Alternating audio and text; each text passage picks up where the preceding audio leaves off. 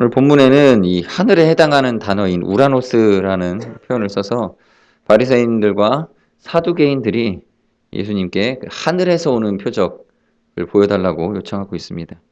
구약에서 히브리 사람들이 샤마임이라고 불렀죠. 예.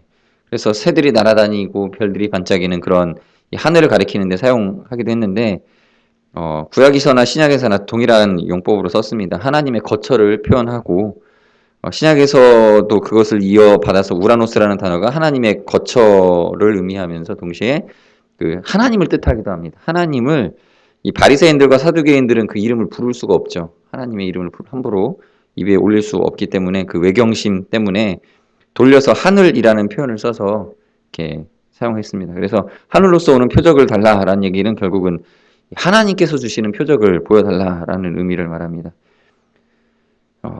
그렇다면 이 사람들은 지금 예수님께서 보여주신 표적은 그동안 하나님께서 보여주신 표적이 아니다 이렇게 생각하고 있는 것입니다.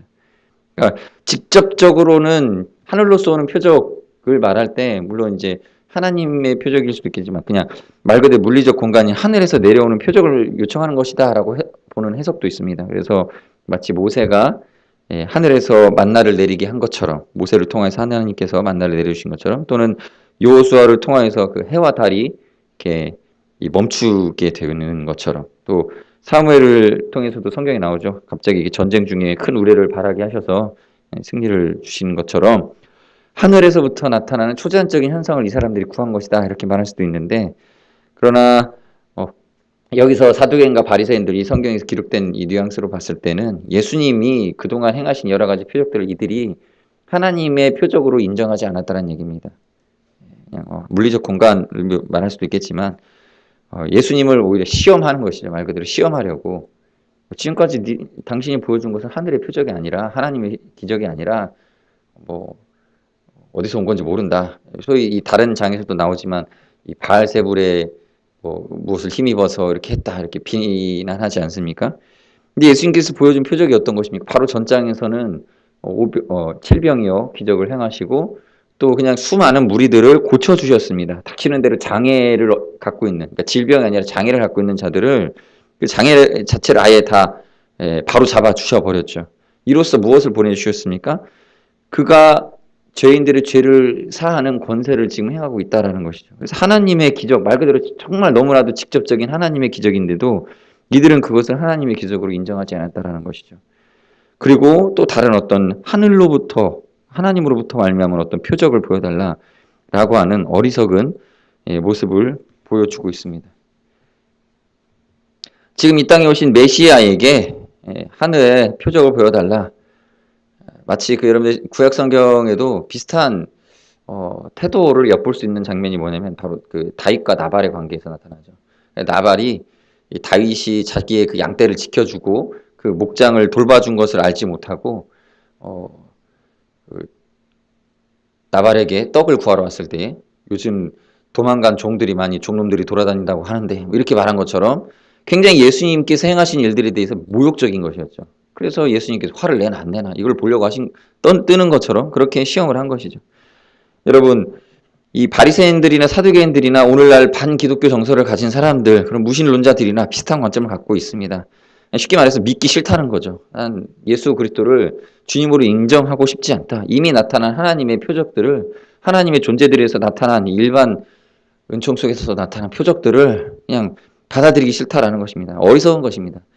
정확히 말씀드리면 여러분 그냥 똑똑하기만 해도 하나님 계신 거 다 이해합니다. 사람들은 자기가 자기 본성 속에 있는 그 하나님께서 주신 이성으로 제대로 그냥 세상을 바라보기만 하면 하나님 계신 거 인정할 수밖에 없습니다. 그런데 그냥 자신들이 자기 마음대로 살고 싶고 하나님의 간섭을 받고 싶지 않고 그냥 자신들의 이성 속에서 판단한 대로 살아가고 싶고 그 죄성대로 살아가고 싶으니까 하나님을 믿기 싫다라는 태도가 나오고 그래서 많은 증거들이 나타남에도 불구하고 그냥 나는 믿기 싫다라고 선언하는 것이죠.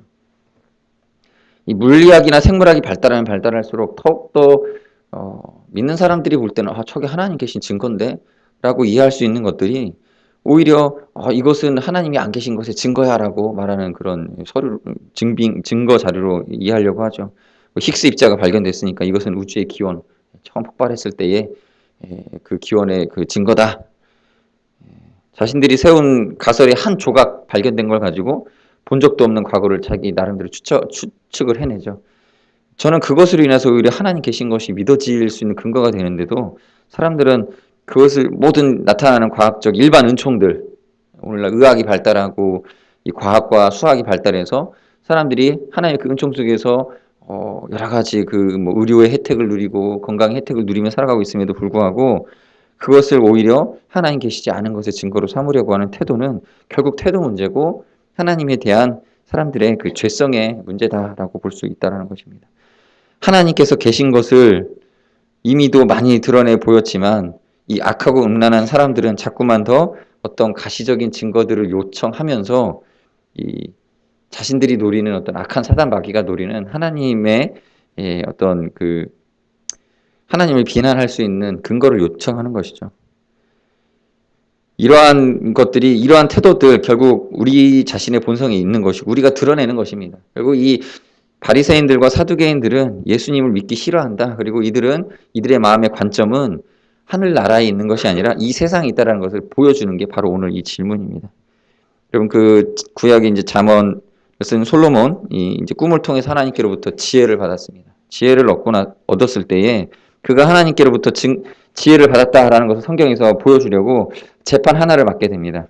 이 창기 둘이 서로 싸웁니다. 서로 이 한 아이를 놓고 자기 아들이라고 이렇게 주장을 하죠. 증거를 댈 만한 물증이 없었습니다. 어리석은 당시 그 10부장이라고 할 수 있는 100부장이라고 할 수 있는 재판관들이 이것을 분별해낼 수가 없는 거죠. 지혜가 없었기 때문입니다. 지혜가 없으면 분별을 못합니다. 이미 있는 사실은 사실이지만 지혜가 없으면 무엇이 사실인지를 분별을 못하는 거예요. 아들이 하나니까 둘 중에 한 명은 거짓말이고 한 명은 참 아니겠습니까? 그 분별해낼 수 있어야 되는데 참 거짓이 분별이 안 됩니다. 여러분 지혜가 없기 때문에 그렇습니다. 오늘날은 유전자 감식으로 얼마든지 판단할 수 있겠죠. 그러나 솔로몬은 이 물증을 잡을 수 없는 상황에서 이것을 분별해냅니다. 어떻게 가능한 겁니까? 지혜가 있으면 분별이 된다라는 것이죠. 반반 갈라라 명령을 내립니다. 칼 갖고 와가지고 갈라라라고 명령을 내리니까 가짜 엄마와 진짜 엄마의 뭐가 나타납니까? 태도가 나타나죠. 태도가 나타나는데 이것은 반박할 수가 없는 태도로 나타나죠. 진짜 엄마는 진짜 자기 자식이 죽게 생겼으니까 그때에 바로 가슴에 불이 붙었죠. 그래서 막 이렇게 살려달라고 요청을 하고 가짜 엄마는 이미 자기 아들이 죽었기 때문에 제정신이 아닌 상태였고 또 다른 창기에 대한 그 질투심, 이 시샘 이것이 가득했기 때문에 이 분노가 더 강했죠. 그렇기 때문에 이 진짜 엄마의 감정 연기를 흉내낼 수도 없는 거죠. 여러분 이렇게 반응이 나옵니다. 하나님께서 우리에게 계시를 보여주시고 지혜를 나타내 보이시면 분별되는 것은 하나님의 기적의 진위 여부가 분별되는 것이 아니라 사람들의 마음 상태에 진리를 받을 만한 그 믿음이 있는가 없는가가 그것이 분별이 되어버립니다. 오늘 본문에서 마찬가지로 이 바리새인과 사두개인들은 이 마음속에 이미 위선이 가득했고 하나님 나라와 의에 대한 갈망함이 없었다. 의에 줄이고 목마른 그런 하나님의 백성의 그런 마음의 특성이 없었기 때문에 이들은 구원받은 자가 아니다라는 것이 지금 드러나는 것입니다. 그래서 예수님이 행하신 이 표적을 보고도 반응이 엉뚱한 거죠. 엉뚱한 반응이 나옵니다. 감격을 받고 감사를 느끼면서 와, 저 하나님의 기적이고 하나님의 은총이다. 이런 반응이 나오는 것이 아니라 엉뚱한 소리를 해대면서 본인들이 위선자인 것을 오늘 본문에서 드러내고 있는 것입니다. 성도 여러분, 하나님의 나라에 임하실 것, 영원한 천국을 갈망하며 지금 이 시대를 바라보면 하나님께서 주신 이 성경의 말씀과 또 예수 그리스도의 이 땅에 오심이 하나님의 우리를 향한 뜨거운 사랑과 하나님의 계획인 것을 우리는 느끼게 될 것입니다. 그걸 분별이 되어질 것입니다.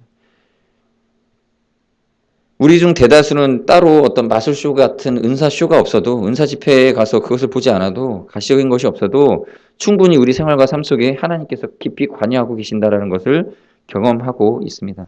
그래서 우리는 이미 임하였지만 아직 완성되지 않은 이 세상 속에서 구원받은 자로 살기 위해 오래 참고 견뎌내고 있는 것이죠. 우리는 그러한 하나님의 연단하심을 받고 우리 인격에 행하시는 놀라운 그 하나님의 섭리 속에서 때로는 힘들고 어렵기도 하지만 감사하며 찬양하고 우리 믿음을 드러내고 살아가고 있습니다. 그런데 이 바리새인과 사두개인 같은 몇몇 이 기독교인들이 나타나서 너 무슨 증거 있느냐? 너 무슨 경험했느냐? 무슨 체험했느냐? 하면서 눈에 보이는 가시적인 어떤 기적을 경험해야 된다라고 엉뚱한 소리를 해댑니다. 그 사람들은 자기 삶 속에서 나타난 하나님의 섭리를 경험해 본 적이 없으니까 자꾸만 자기 밖에서 나타나는 이상한 것들을 요청하는 것이죠. 여러분, 극한 직업이라는 프로그램을 제가 얼마 전에 봤는데 뭐 유튜브에서 봤습니다. 금을 재련해서 다시 보석을 연단하는 그 금 재련사들, 손님들이, 어떤 사람들이 자기가 가지고 있었던 오랜 금붙이들을 갖고 오면 그거 녹여가지고, 옛날 그 약간 디자인이 촌스러우니까 이번에 시집갈 우리 딸을 위해서 좀 예쁘게 좀 목걸이 만들어라 요청을 하면 그것을 녹여가지고 다시 그 뭐라고 그러나, 리메이킹이라고, 하여튼 다시 만드는 그런 작업을 하는 회사가 나왔는데, 금을 녹입니다. 근데 녹이기 전에 손님이 보는 앞에서 무게를 재고, 또 녹이고 나서 이제 어떤 성형 틀을 만들어요. 이렇게 나무 모양으로, 이렇게 쬐끄만 나무 모양으로 이렇게 벽가지를 많이 내가지고 거기에다가 반지 막 이렇게, 그렇게 해서 한 번에 작업을 하거든요. 그렇게 하고 나서 그때 처음에 들어갔던 금 질량하고 튀어나오는 금 질량하고 무게를 재는데, 그 방송에서 이제 한참 작업을 하는데 0.1g이 차이가 나는 거예요. 0.1g이 차이가 나니까 작업자가 난리가 난 거죠. 그래서 다시 그 처음에 석고틀에서 그 금붙이를 떼어내는 그 작업을 했던 공간으로 가가지고 물 한 몇 리터 통해서 계속 걸름망 작업을 해서 결국 찾아내더라고요. 금을 찾아내서, 이거 다시 이렇게 순간 용접기 여기다 놓고 다시 또 용접을 해서 붙여놓고 막 이렇게 하더라고요.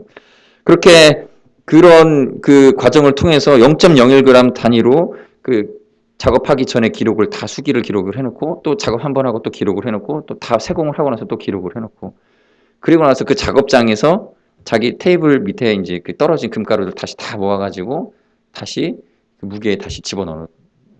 이렇게 조금도 차이가 나지 않게 애를 쓰면서 결국은 이렇게 틀 만들고 또 세공을 하고 마지막에는 연마의 과정을 거쳐서 금이 나옵니다. 저는 그 쬐끈한 금붙이 만들면서 뭐 이렇게 꼼꼼할까라고 생각을 했는데, 이제 그 다음 장면에서 이제 금 덩어리 요만한 걸 보여주도록, 한 초콜릿 반절 정도 되는 금덩어리 보여줘. 이게 200g인데 1,000만 원이 넘는다고. 요만한 게 1,000만 원이 넘는다고 하더라고요. 왜 그렇게 복잡한 과정 속에서도 조금도 이 금붙이를 잃지 않기 위해 애를 쓰고 있습니까? 그만큼 금이 비쌉니다. 여러분, 우리가 다른 보석들에 비해서 금이 좀 쌀 것 같지만 금이 보니까 더 비싸요. 웬만한 보석들보다. 금이 비쌉니다. 24K 순금 200g에 1,000만 원 200g이었나 20g이었는지 모르겠지만 요만큼밖에 안 되는데 엄청난 가치죠. 귀하기 때문에 이렇게 철저하게 관리하는 것이죠. 하나님께서 사람을 다루시는 것도 이와 같습니다. 금붙이이기 때문에 계속 연마하고 닦고 반짝거리게 만듭니다. 모양이 안 예쁘면 모양을 다시 조물을 하고 녹였다가 다시 하고, 조금도 손해보지 않고 그것을 연마 과정을 통해서 반짝거리는 빛이 날 때까지 그래놓고, 또 손해본 것들은 다시 다 거두어다가 다시 원 위치를 해놓고, 귀하기 때문에 그렇습니다. 귀하기 때문에. 사람이 귀하기 때문에 하나님께서 이 세상에서 사람들에게 나타내 보이시는 일은 그냥 쇼하는 그런 데다가 낭비하고 허비하실 시간이 없으신 거죠. 생명을 살리시고 영혼을 구원하시고 그 영혼을 더욱더 가치 있는 것으로 빛내는 데 집중하시는 것이지, 어떤 우리 외에 다른 것들의 어떤 보여지는, 다른 눈에 보이는 인간들의 눈에 귀하게 여겨지는 것들을 나타내기 위해서 하나님께서 거기에 에너지를 쏟으실 필요가 없는 것이죠. 예수님도 지금 보여주신 표적은 열에 하나도 버릴 것 없는 우리에게 주신 기적, 교훈으로서 나타나는 것입니다. 예수님의 메시아 되심을 보여주시고 우리에게 정말 그 귀한 메시지를 주시려고 주시는 보석인데, 이상한 것을 요구하는 이 바리새인과 사두개인들의 요구에 대응할 필요도 없는 것이죠.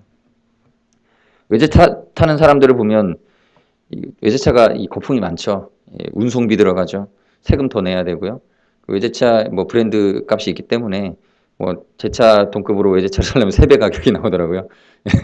그렇죠? 3배가 넘는 값을 주고 사야 됩니다. 국산차에 비해서. 그런데도 왜 사람들이 외제차가 왜 좋냐 그러면, 왜 좋게 사람들이 볼까 보면은 외제차 타는 사람들이 그것이 비싸니까 더 귀히 여기는 거죠. 그래서 시간 날 때마다 세차를 하고 깨끗이 광을 내죠. 그리고 난 좋은 차 타고 다닌다라는 걸 보여주려고 반짝반짝하고 다닙니다. 그러니까 길거리에서 외제차를 보면 좀 더 좋아 보이죠. 먼지 안 오고 광택을 잔뜩 내기 때문에. 그래서 그럼에도 불구하고 비싼 유지비를 다 들여가면서 그걸 타고 다닙니다. 여기에 비할 것은 아니지만 하나님께서 우리를 귀히 여기고자 한다면 거기에 들어가는 그 영혼을 연단하시고 훈련시키시는 일에 굉장히 많은 시간과 에너지를 투자하시고 그것을 더 아름답게 빛내시기 위해서 용광로에 넣고 토치로 막 불어대고 이 불순물들을 다 제거해내고 그리고 연마기로 연마하셔서 빛이 나게 하십니다. 그렇다면 우리가 만나는 하나님, 우리가 보는 표적은 다른 것에서 나타나는 표적이 아니라 바로 우리 자신의 삶 속에 나타나는 우리를 연마하시고 연단하시는 하나님의 손길입니다. 그것이 우리가 하나님의 표적으로 우리가 경험하게 될 것입니다. 그래서 그러한 은혜 속에 있는 사람은 늘 하나님과 맞닿아 있기 때문에 그 뼛속까지 침투하신 하나님의 임재를 매일매일 경험하기 때문에 하늘로부터 오는 표적을 따로 구할 필요가 없고 우리가 주말마다 말씀을 되돌아보면서 우리 자신에게 이미 행하신 일들이 들려오게 됩니다. 말씀을 통하여서 그 하나님의 음성에 반응하게 되어질 수밖에 없는 것입니다. 우리가 귀하니까 하나님께서 사랑해 주시고 우리를 인도하십니다. 징계는 다 받는 것이거늘 너희에게 없으면 사생자여 친아들이 아니니라. 그러니까 하나님께서 우리를 귀히 여기시기 때문에 계속 우리를 그렇게 섭리하신다라는 것입니다.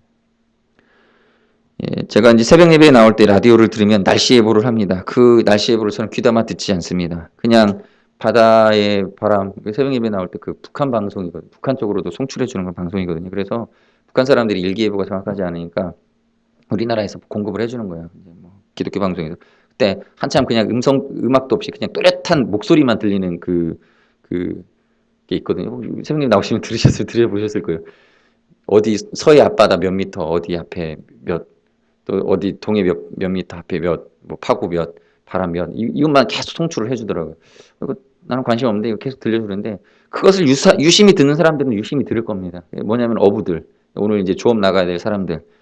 은 자세히 들어야 돼요. 그 정보가 없어. 그걸로만 들어야 되는 사람들. 자세히 들어야 되겠죠. 그러면서 계속 이 사람들은 파고가 어떻게 될까, 날씨가 어떻게 될까 예측하고 미리 준비를 하죠. 그러다 보니까 관심이 이 날씨에 있죠. 날씨에 관심 있는 사람들은 하늘을 보고도 바로바로 오늘 날씨가 어떨지를 예측을 합니다. 그런 게 사람들이죠. 자기가 관심이 있으면 거기에 지혜를 모으고 또 지혜가 생기고 거기에 이제 그러한 현상들을 볼 때 바로바로 깨닫습니다. 이게 바로 우리에게 오늘날 하나님께서 요구하시는 것입니다. 귀히 여겨야 됩니다. 하나님 나라에 대한 소망과 우리가 구원받을 것에 대해서 더욱더 마음에 관심이 있어야 돼요. 여러분 전도하실 때 처형원이 구원받을까에 대한 관심이 있다면 정말 전도에 어떤 그 아이디어와 지혜가 생길 것입니다. 그 사람을 위한 맞춤 전도 전략이 생길 것입니다. 또한 하나님 나라에 대한 관심이 있다면 예수님이 이 땅에 오셨을 때에 드디어 하나님 나라가 우리 가운데 나타났구나. 우리가 성경을 볼 때에도 과거에 일어난 일이고 이미 우리 가운데 진행되는 일이지만 그냥 성경이 경전으로 읽혀지는 것이 아니라 정말 하나님 나라 이 시대를 어떻게 우리가 살아가야 될지에 대한 하나님의 지도하심과 인도하심을 우리가 보게 될 것입니다. 그래서 귀히 여겨야 됩니다. 귀히 여기게 되면 세밀해질 것입니다. 먹고 살려고 하면 우리가 거기에 집착하지 않겠습니까? 독수리는 강바닥에 납작 엎드려 붙어있는 이 눈동자만 굴리는 넙치를 잡아먹더라고요. 관심이 있으니까요. 마태복음 7장 7절에 구하라 그리하면 너희에게 주실 것이요 찾으라 그리하면 찾아낼 것이요 문을 두드리라 그리하면 너희에게 열릴 것이니 구하는 이마다 받을 것이요 찾는 이는 찾아낼 것이요 두드리는 이에게는 열릴 것이니라. 결국은 여러분 하나님 나라에 관심 있는 자들, 하나님 나라에 마음이 있는 자들이 그것을 얻게 되는 것입니다. 구하는 자에게 주십니다. 하나님께서는 기도를 통해서 우리가 마음으로부터 하나님 나라를 바라보게 하셨어요. 기도해야 됩니다. 믿는 자들이 왜 그냥 하나님께 은혜 주시면 안 되는가 그러는데 간절한 마음으로 바라봐야 돼요. 그렇지 않으면 그것을 하나님께서 주실 이유도 없겠죠.